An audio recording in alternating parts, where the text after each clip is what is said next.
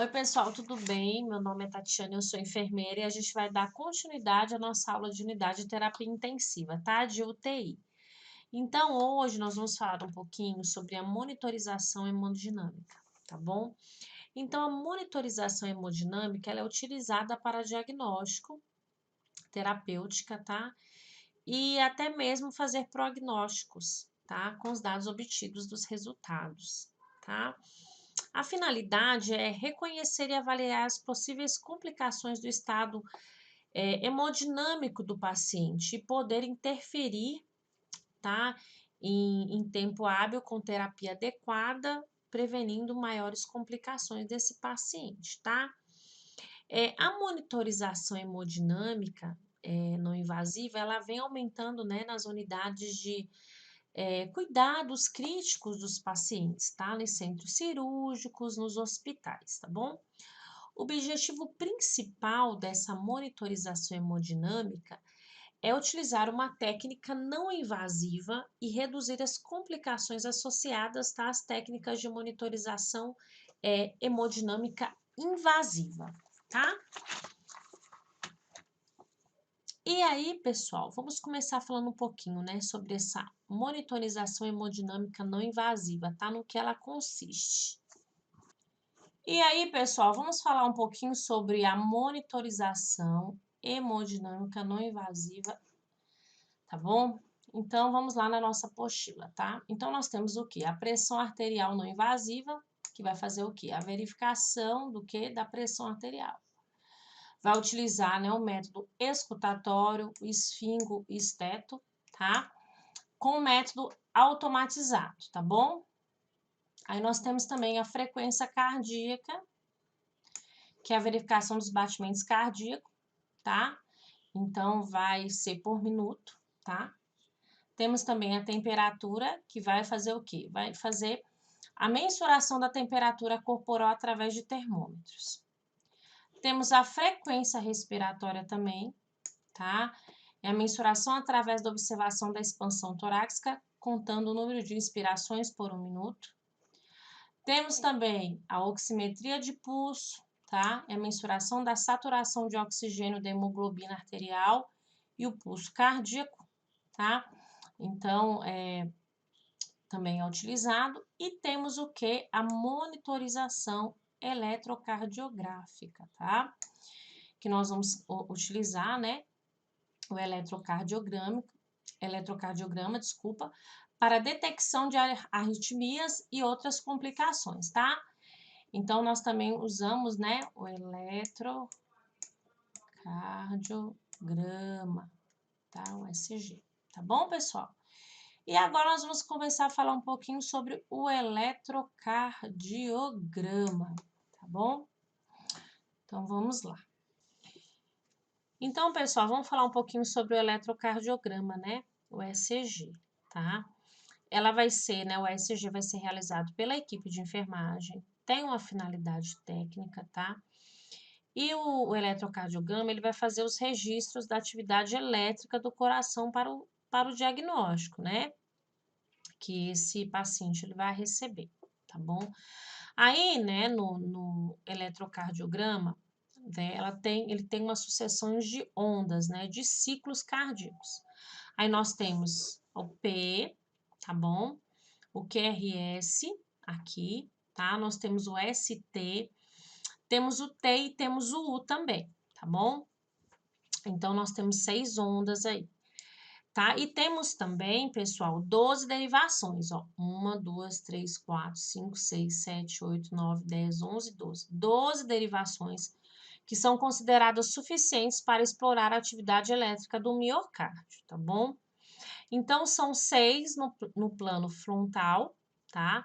Das extremidades, né, colhidas pelos membros, e 6 no plano horizontal, tá? Localizada no precórdio, tá bom, pessoal?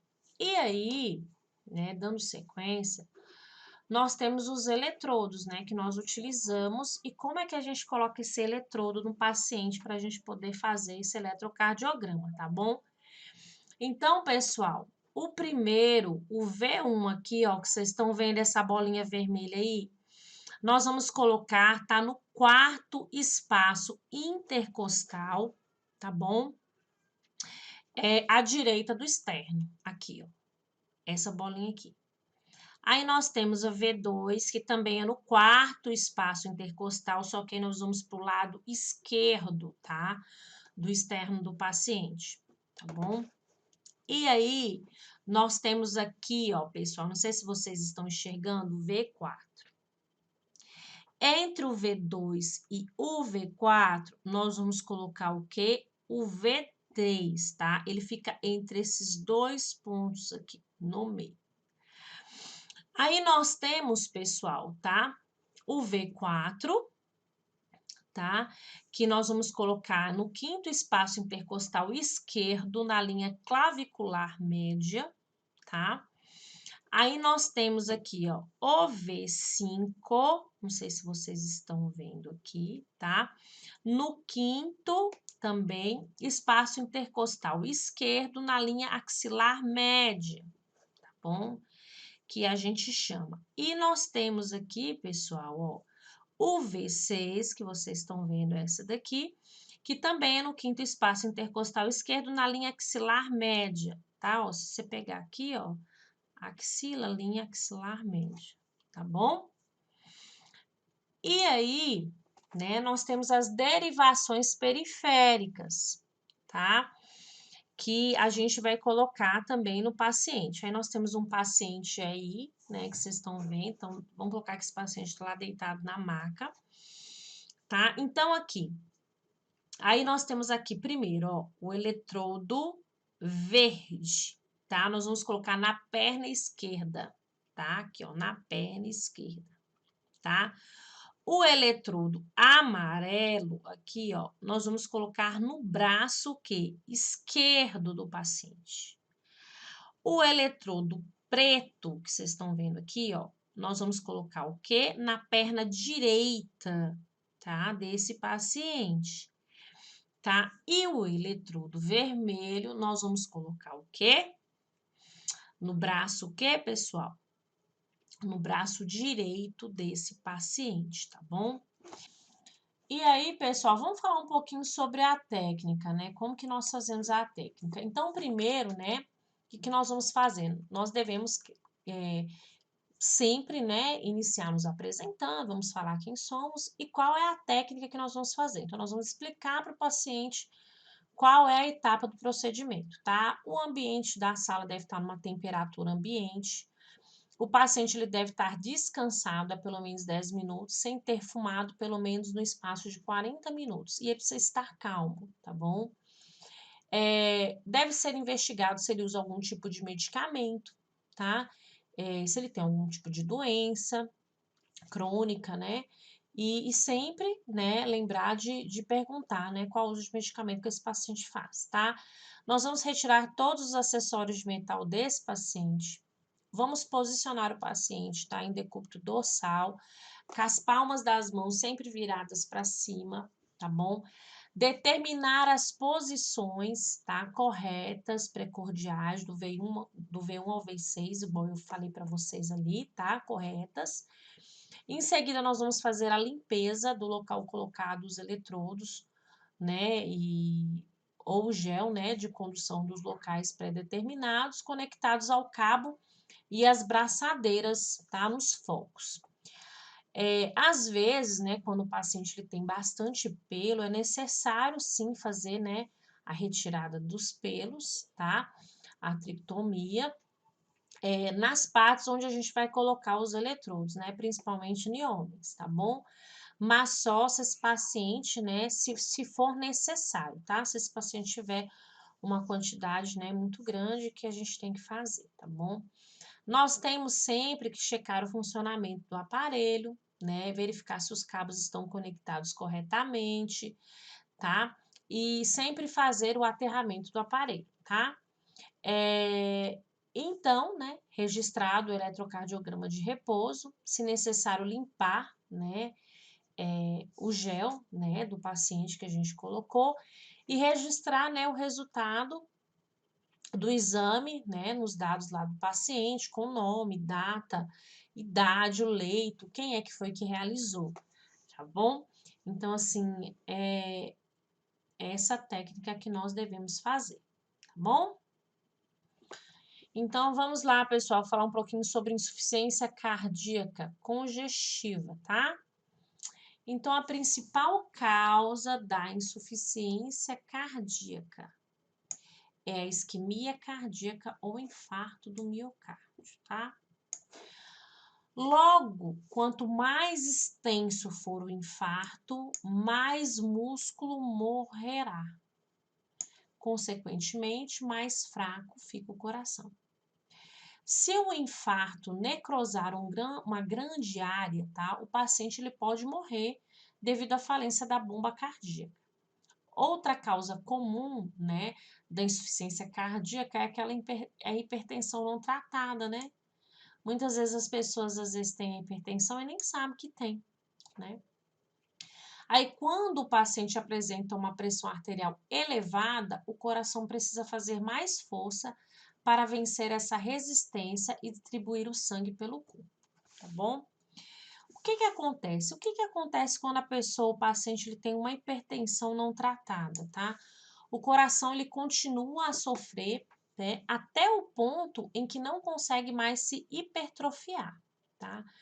Aí depois de muito tempo sofrendo estresse, o músculo cardíaco começa a se estirar e o coração fica dilatado, assim o músculo que tem pouca capacidade de contração e um coração que já não consegue bombear o sangue adequadamente, o órgão se torna grande e insuficiente, tá bom?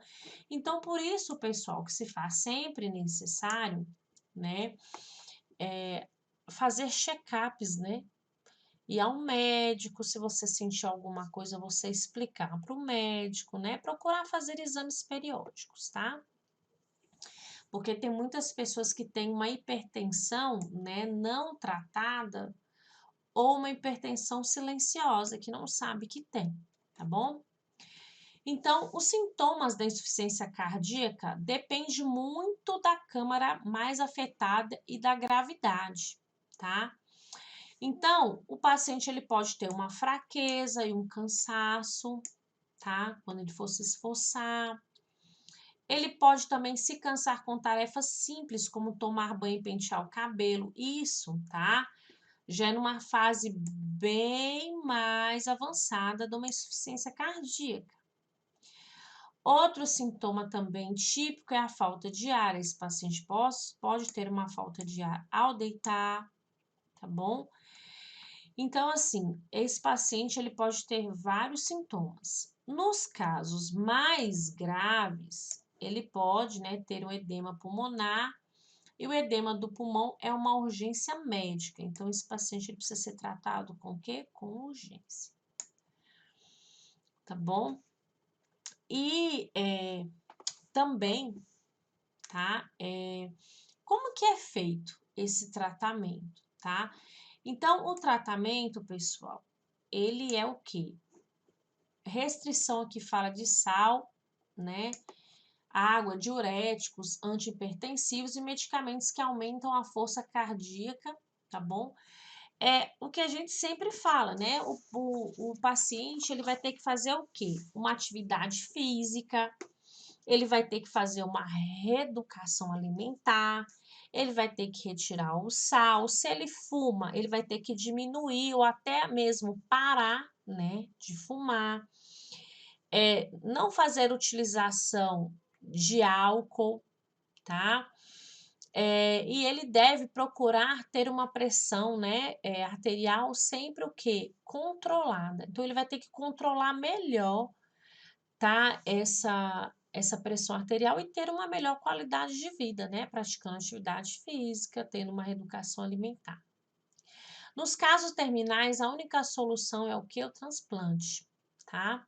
Então, por isso, o que é melhor é você prevenir. Então, você fazer a prevenção, tá? E aí nós temos o que? Os cuidados, né, de enfermagem. Então, o que que a enfermagem vai fazer com esse paciente? Vai monitorizar, tá? A ingesta excreta a cada 2 horas, tá? vai sempre manter, né, o paciente na posição adequada, né, vai avaliar a distensão venosa jugular, o edema periférico, promover a restrição hídrica, vai o quê? Estimular e supervisionar a respiração profunda, tá? Vai fazer também o quê? Exercícios ativos, tá? Esse paciente. Pesar o paciente diariamente, realizar o balanço hídrico, que é importante, e vai sempre procurar o quê? Oferecer dietas leves, fracionadas, hipossódica, hipolipídicas, tá? Então, assim, com pouco sal, pouca gordura, né? Pouco óleo, tá bom?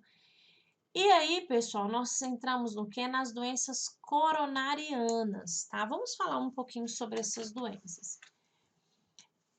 São assim classificadas todas aquelas que se relacionam ao coração, tá? E as mais comuns e principais de morte no mundo são o quê? A angina, tá? E o infarto agudo do miocárdio, tá bom, pessoal? E aí nós também temos, né, a isquemia, também conhecida como coronariopatia, que é um nome dado a um conjunto de doenças, né, relacionadas ao quê? Ao coração, tá bom? Aí nós temos a angina, tá? Que a gente fala angina de peito, nós temos infarto agudo de miocárdio, cardiopatia isquêmica crônica e a morte súbita cardíaca, tá bom? Então vamos começar falando um pouquinho, tá? Então, pessoal, vamos começar falando um pouquinho sobre angina pectoris, tá? Ou angina de peito, tá? Ela é o quê? Ela é caracterizada por uma dor ou um desconforto torácico, tá? No peito. O paciente vai sentir uma dor ou um desconforto no peito, tá? Que vai ser causada por uma isquemia do miocárdio, tá? Essa condição ela vai poder levar ao infarto agudo do miocárdio ou até mesmo à morte súbita cardíaca, tá? E ela se apresenta em 3 diferentes padrões. Nós temos a angina estável, provocada por esforço, estresse emocional, taquicardíaca, e ela é aliviada no repouso. Então, esse paciente, quando ele para, ele está em repouso, ele não sente, tá? Aí nós temos, tá? A angina, né? Que a gente fala variante, né? Esse padrão pode ocorrer mesmo em repouso e é aliviado por vasodilatadores, né? Por medicação, tá? E temos a angina instável, que é a forma mais grave, com a dor mais intensa e prolongada, também considerada angina pré-infarto, né? Então, que se chama aquela angina pré-infarto. Então, vamos falar um pouquinho sobre o infarto agudo do miocárdio, tá? Então, é responsável pela maioria das mortes das cardiopatias isquêmicas, aí mata mais do que todas as formas de câncer que existem, né? Para você ver como é um índice grande aí de mortes.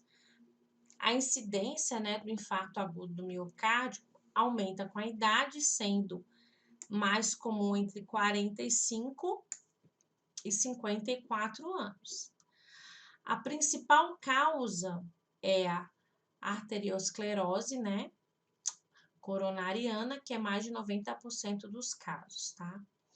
Pode ocorrer um período bem variável, de alguns minutos até horas. Tipicamente, o início é súbito, com dor precordial intensa, que pode se irradiar para o ombro esquerdo, braço ou mandíbula, né? A dor é geralmente acompanhada por sudorese, náuseas, vômitos ou dispneia.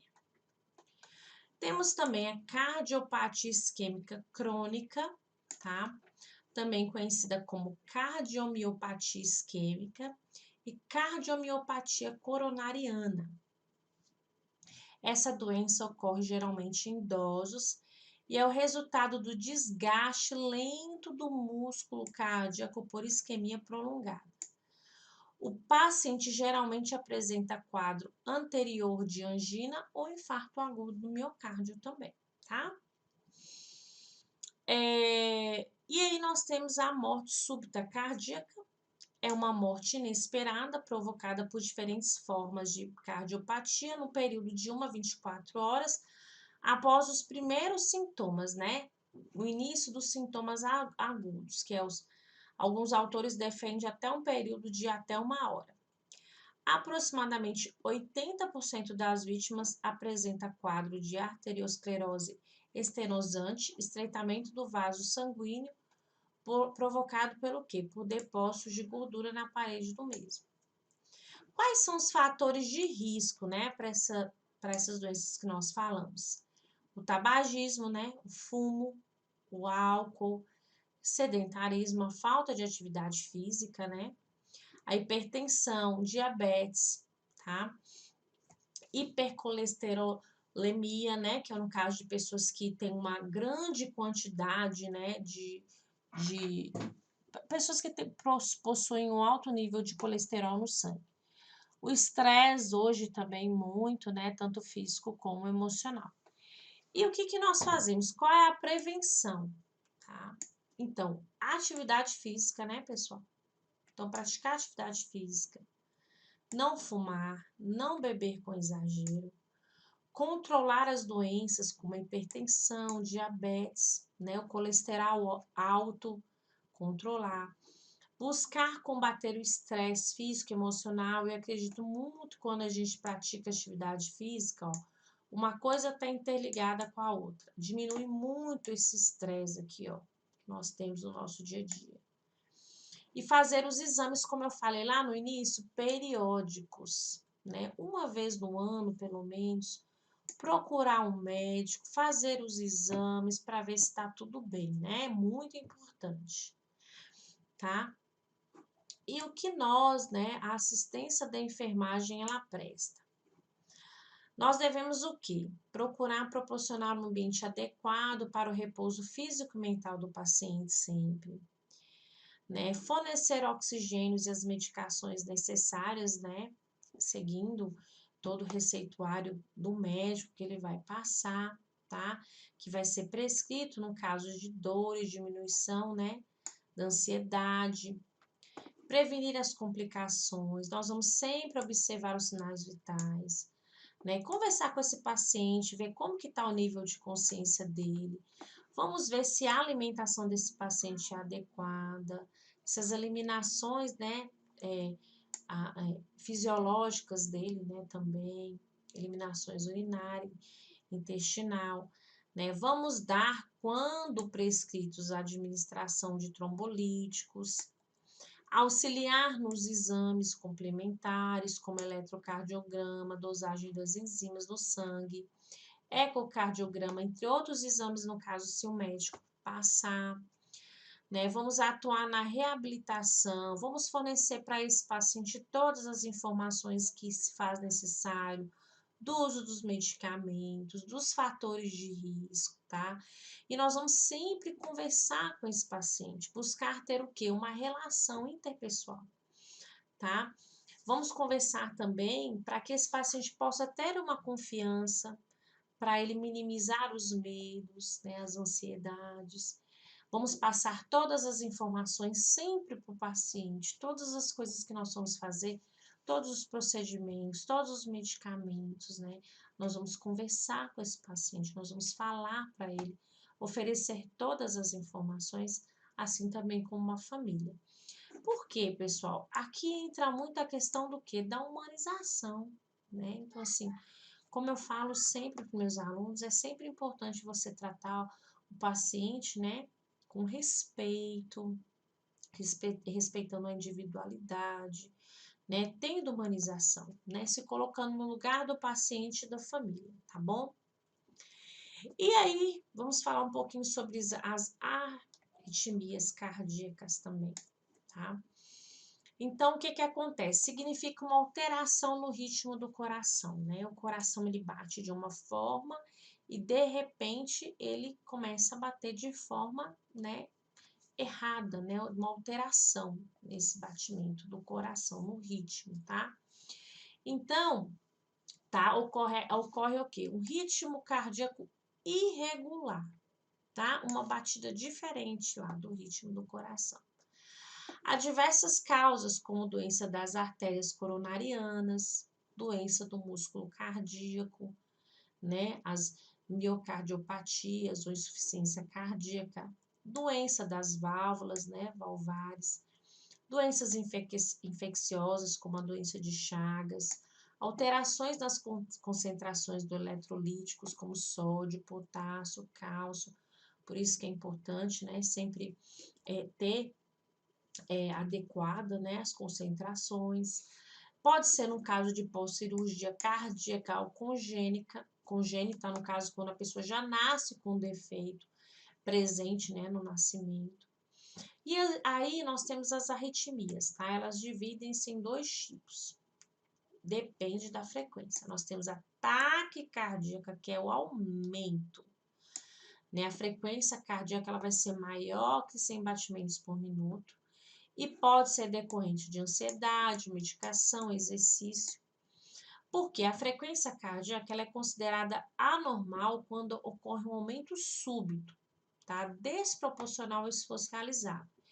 E pode ocorrer em várias, né, circunstâncias, até mesmo o paciente em repouso, né, dormindo, ou nas atividades diárias ou nos seus exercícios.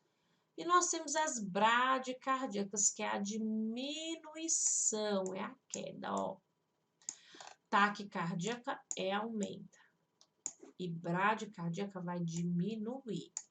Então, a frequência cardíaca ela vai ser menor que 60 batimentos por minuto. E pode também ser normal durante o repouso e pelo uso de medicamento ou em atletas. Quanto ao local de origem, aí nós temos as arritmias supraventriculares, né? Aquelas relacionadas à parte superior do coração átrios e ao nódulo atrioventricular. E temos as arritmias ventriculares, aquelas arritmias relacionadas aos ventrículos, né? As câmeras inferiores do nosso coração. Aí nós temos os tipos, né, de taquicardíaca. Taquicardíaca atrial, é um ritmo rápido do coração que se origina nos átrios. Flutter atrial é uma arritmia causada pelos circuitos elétricos de condução lenta que se originam nos átrios e promove um ritmo rápido e regular no coração. Nós temos a fibrilação atrial, que é os impulsos elétricos extras originados nos átrios que se desencadeiam batimentos rápidos, desorganizados e regulares, né? Então, o coração tem uma batida e ela começa o quê? Fibrilar, né? Aí nós temos os extracistólises ventricular, que é o impulso elétrico extra originado no ventrículo que promove os batimentos antes do tempo. Taquicardia ventricular, impulso elétrico originado nos ventrículos que promove um ritmo rápido e potencialmente ameaçador da vida. Geralmente é uma emergência médica, tá? Então, taquicardia ventricular. E a fibrilação ventricular, né? O que é um ritmo rápido, também, igual eu falei, desorganizado, errado, que não produz contração ventricular, que causa a morte súbita e necessita de imediata ressuscitação cardiopulmonar e desfibrilação, né? Que é o choque elétrico. Como eu falei, o coração ele tem um ritmo, ele sai desse ritmo, tá?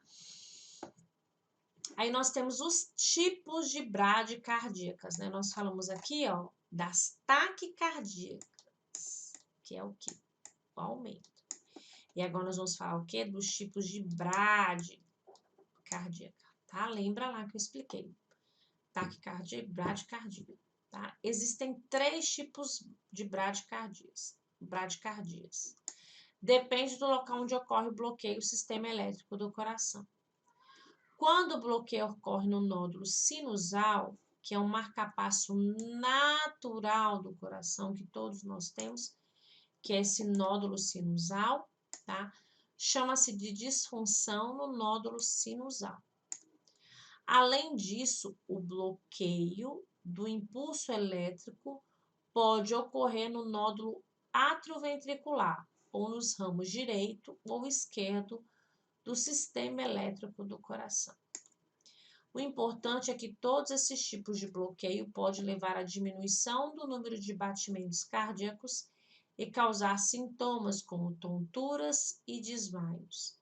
Dependendo do tipo de bloqueio e dos sintomas que ele esteja causando, pode haver necessidade de implantar um marca-passo artificial. Então, dependendo da situação, a pessoa vai precisar fazer uma cirurgia para colocar um marca-passo, tá? Artificial. E aí, pessoal, vamos começar falando aqui um pouquinho sobre cateterismo cardíaco, tá? Vamos falar um pouquinho dos exames, né? Então, o cateterismo cardíaco, também conhecido como coronariografia, angiografia coronariana, é uma angiografia, um exame radiológico, onde vai se analisar o quê? Os vasos sanguíneos, tá bom? E esse exame, né, ele é um exame simples. O médico vai escolher um vaso a ser estudado, por exemplo, as artérias coronarianas, através de uma punção da artéria femoral, que fica na coxa, tá? Ou na artéria radial no braço, vai ser introduzido um catéter, um longo catéter, tá? Pela artéria aorta até chegar no coração do paciente, tá? Aí lá no ponto onde nascem as artérias coronarianas. Através desse catéter, vai se administrar seguidamente pequenos volumes de contraste venoso radiopaco, fazendo com que o mesmo, ao passar pelas coronárias, de modo a torná-las visíveis através de um exame de raio-x. Ao invés de uma radiografia simples, na coronariografia, obtemos várias imagens seguidas, fazendo um filme de toda a passagem do contraste até a artéria, tá? Se uma das artérias estiverem com seu interior preenchido de placa, de colesterol, né? Arteriosclerose, como nós falamos, que vão obstruir a passagem do sangue, elas também estão obstruindo a passagem de contraste, sendo isso facilmente perceptível durante a angiografia. A coronografia é atualmente o melhor método para se diagnosticar as obstruções das artérias coronarianas, tá bom? Aí aqui nós temos, né, mostrando como que vai se introduzir um catéter, né, e lá vai se fazer todo esse exame. E aí, pessoal, nós temos angioplastia, né? É um procedimento não cirúrgico, no qual é possível desobstruir artérias com deficiente fluxo de sangue causada também pelas placas de colesterol, né? Em sua parede. Angioplastia pode ser feita em várias artérias do corpo, é realizada imediatamente após a coronografia. Uma vez identificada a artéria obstruída, um balão especial para angioplastia é inserido, desinflado, tá? Pelo catéter que agora está localizado dentro da artéria coronariana doente, artéria coronária doente. Ao chegar no local da placa, este balão ele vai ser inflado até uma pressão de 20 atmosferas, tornando ele vai se tornar duro, tá? E capaz de literalmente esmagar a placa de gordura, abrindo novamente a luz da artéria e permitindo que o fluxo de sangue retorne ao normal, tá bom? Aí nós temos angioplastia com stent. O stent é uma prótese metálica expansível também, de forma cilindra, que é implantada logo após a angioplastia pelo balão com o intuito de diminuir a chance de a artéria ficar novamente obstruída, né? Pela arteriosclerose, como eu falei, tá? Então, o processo da implantação do stent é igual à da angioplastia, tá bom? É um procedimento simples e o paciente costuma ter alta no dia seguinte, ficando internado durante a noite apenas para observação, tá? Ao final do procedimento, o catéter é removido e o paciente deve ficar deitado por algumas horas com compressão sobre a artéria femoral para evitar a formação de hematomas no local do catéter, né, onde ele vai ser inserido. Então, vem, ó, como eu coloquei aqui, né, aqui é o stent e com balão, tá bom? E aí, tá? Nós temos as complicações do cateterismo e da angioplastia com stent. Não existe procedimento médico invasivo sem riscos. As complicações do cateterismo cardíaco são incomuns, se tomadas todas as devidas precauções, mas sempre existe, né, um risco que pode ocorrer. Tá, e nós temos as complicações. Pode ocorrer uma alergia, né, do contraste, hematomas e sangramento no lugar da punção, embolização de fragmentos de trombo, né, um AVC, um infarto agudo do miocárdio, uma ruptura da artéria, uma arritmia cardíaca. E aí, pessoal, nós temos os cuidados pré-angioplastia coronária, né? Nós vamos orientar o paciente sobre o procedimento, ele vai, né, permanecer em jejum de 5 horas, retirar os pelos, né, trictomia, a venóclise em membro superior esquerdo para manter a veia, administrar tranquilizante via oral 1 hora antes do exame, verificar os sinais vitais. Nós vamos retirar a prótese dentária desse paciente. Não vamos retirar o aparelho auditivo, né, se ele tiver. Vamos retirar todos os adornos, anéis, pulseiras, brincos, correntes. Vamos estimular a micção, providenciar um eletrocardiograma recente. Vamos pesquisar se esse paciente tem alergia, se ele fez, né, um cateterismo prévio. Vamos encaminhar o prontuário completo.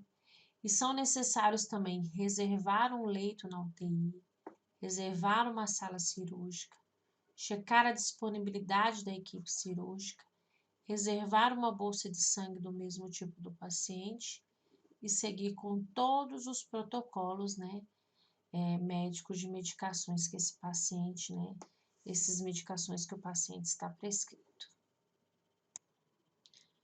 E aí, pessoal, vamos falar um pouquinho sobre os cuidados pós-angioplastia, tá? Então, após a angioplastia, o paciente é mantido em anticoagulação plena por 12 a 24 horas. A bainha do introdutor ela é retirada depois deste período quando a coagulação já estiver normal. O paciente deve manter um repouso absoluto. Nós vamos deixar esse paciente em posição de Fowler.